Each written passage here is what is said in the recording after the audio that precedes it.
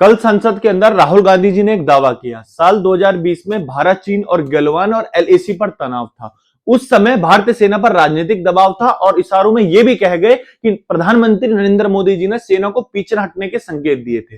राहुल गांधी ने यह बात एक मैगजीन और एक किताब के हवाले से कही।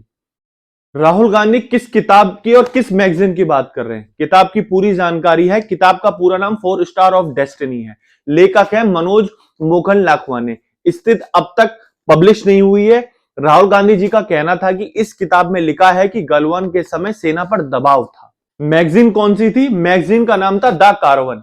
राहुल गांधी ने कहा है कि कारवान में छपे एक लेखक में नरवान ने अनपब्लिश्ड बुक की आशंकों के आधार पर यह बोला है कि सेना पर दबाव था।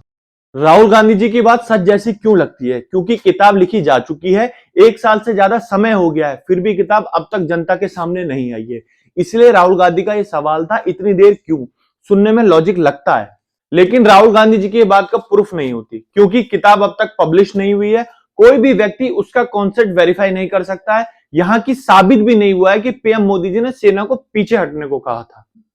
खुद आर्मी चीफ का बयान है। एनएन नारवान जी ने अपने पॉडकास्ट और इंटरव्यू में साफ किया है कि पॉलिटिकल लीडरशिप ने हमें ऑप्टिकल डिसीजन में पूरा प्रोफेशनल फ्री हैंड दिया था। यानी राहुल गांधी जिस बात का इशारा कर रहे हैं, वही व्यक्ति नारवाने जी उसे नकार चुके हैं।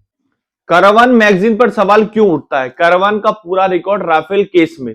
कारवान मैगजीन ने राफेल डील पर भी सरकार के खिलाफ गंभीर सवाल और आरोप लगाए थे। यही कारवान मैगजीन पहले राफेल डील पर भी ऐसे दावे कर चुकी है, लेकिन सुप्रीम कोर्ट ने इन दावों को स्वीकार नहीं किया।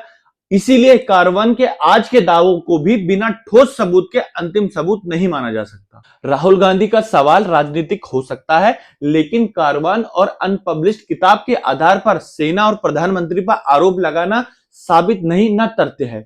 सिर्फ नैरेटिव है, सच कुछ भी नहीं है।